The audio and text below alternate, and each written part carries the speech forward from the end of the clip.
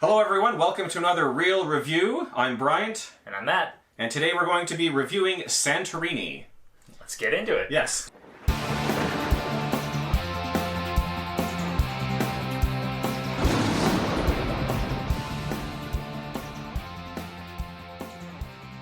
So first of all, Matt, this game has very simple mechanics compared to a lot of the other games, particularly the ones I like.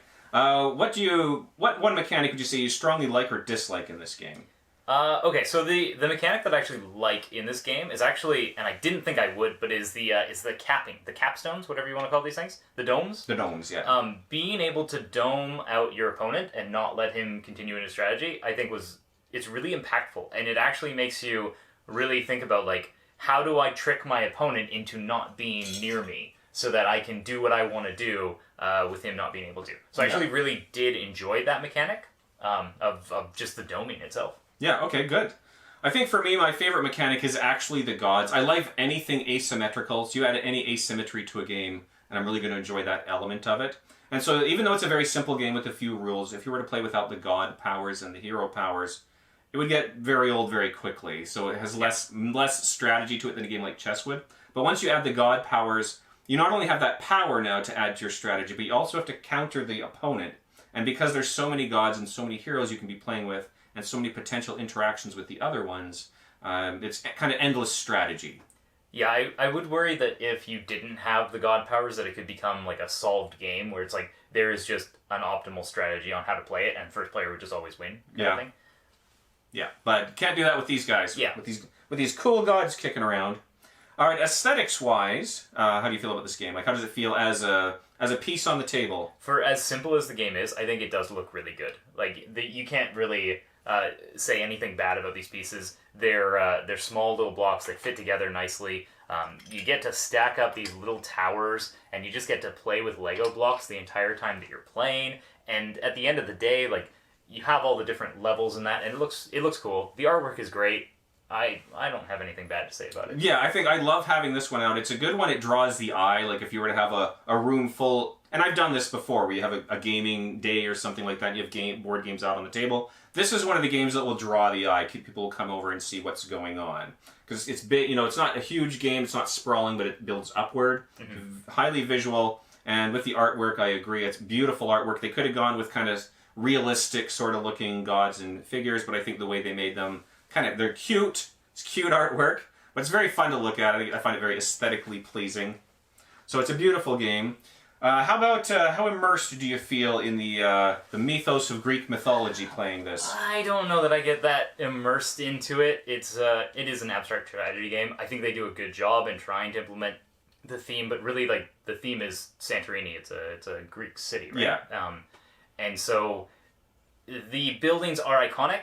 That part's good. Having the gods be your powers on that, it's kind of neat. But do I really get pulled into it, or am I counting levels and making sure that I move around the map to stop my opponent? I would say it's more the latter for me.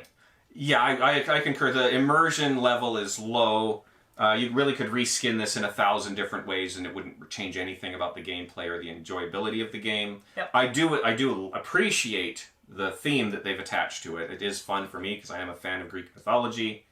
But you could do this 1,000 different ways, and it wouldn't matter to how it feels to play, because ultimately it is an abstract game. When and how often do you think this would be hitting your table?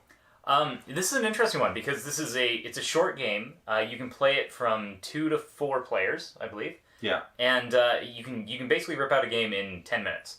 So I would find this being a game that would hit the table in between other games. You had a long games night, and at the end of it, you want to settle down and just have a couple of games of Santorini to finish it off. Or if you're just about to start a games night and you have one person or two people show up early, hey, do you want to just play a couple of games of Santorini while we're waiting for 4 other people to show up? So it can really hit the table for any of those in-between times.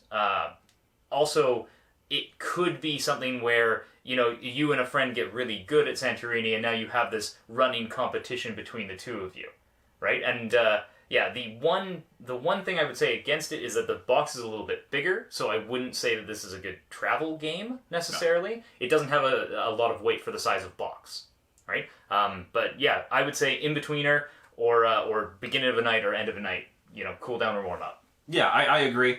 I also find it a good game to play with non-gamers. It's one where I've been able to get people who don't play board games can learn this very quickly and enjoy it very easily. So one thing I will add, because this is a review, so it's probably worth pointing out, is the player count. Mm-hmm. I would say it does technically play 3. It has the pieces for a third worker team. It doesn't play well with 3. The game feels very unbalanced because you're almost always going to turn out with the crabs in the bucket problem, where you have the winning player having the other 2 out to get them.